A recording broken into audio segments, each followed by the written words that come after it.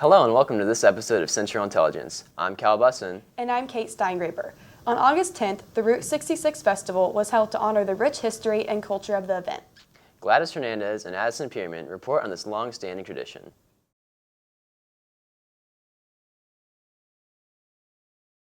The annual Route 66 Festival brings people from high and low to Springfield, Missouri to celebrate years of tradition. Come up for the Route 66 car show. This is our third year to come up. We always come to this every year. It's close to home. We were the first ones at the first one they had down at Mother's Brewery, and there was only maybe 30 cars there. This is a 1962 Olds Cutlass. It's the only year they made this car with this motor. It's an all-aluminum V8 motor. I just kind of found it on the internet and started speaking with a guy. We were a little bit apart on the price, and he called me about 3 months later and he said, hey, I'm ready to sell this car. I like to watch the older guys that know this car walk up and talk about it like when they might have had one. My husband had this car when we started dating, and it was an original. Back in '03, the tornado came through Battlefield and ruined the car. The headlights were tore off, the fenders had boards and nails thrown into them.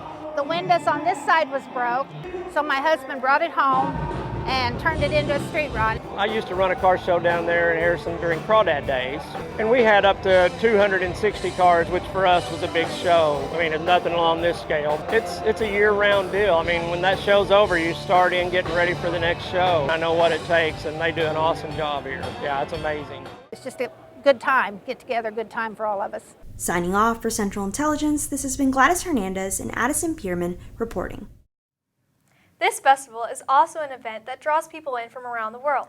Kelsey Zimmerman and Grace Tiao delve into the life of one of the festival's many participants.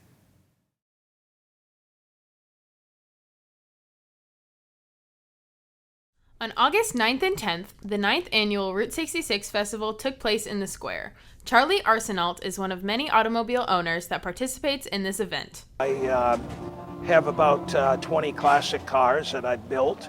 And this particular 1956 Chevy truck behind me was selected to be the featured truck for the banners that went up in the city. I've been here since the beginning of the Route 66 Festival. When I was 13, I bought my first car, and it was a 1956 Ford. And I was raised by a single parent, and in order for my mother to have a car, I purchased that car. And then I had to learn how to fix it and repair it.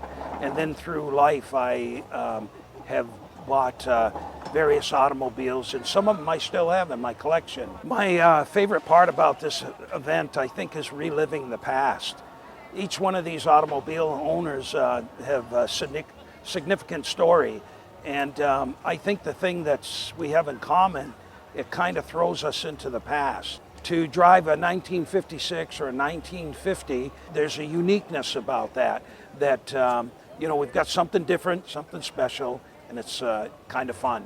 Encouraging you to celebrate culture, this has been Kelsey Zimmerman and Grace Tiao reporting. The celebratory Route 66 Festival has been held in Springfield for the past 9 years. Zoe Hamilton and Lila Caera spoke with participants to discuss its heritage.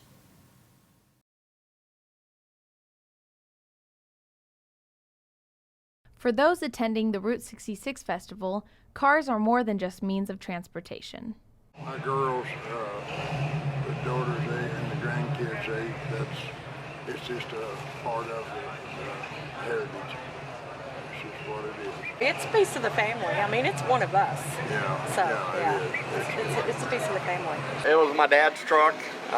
He's been gone 11 years now, and when he passed away, I started every winter. I started tearing it down, do something new to it, and 11 years later, it's kind of where I'm at. The festival is an opportunity to carry on history as well as bring the community together. It brings back memories for everyone, and it creates new memories. Like Dad and I can sit here and enjoy all of these cars, and he can tell me about all the ones that he had, and then the grandkids. You can tell your grandkids about the cars that you have. I mean, you can't talk about things as much as you can show what you loved, and that's, I think, what this festival does for kids, for old and young kids. Signing off from Central Intelligence, this has been Zoe Hamilton and Lila Caera reporting. Thank you for watching this episode of Central Intelligence. Be sure to check out these stories and more at chscinews.com. Also, follow us on Twitter and Instagram at chs_ci. We'll see you again next week.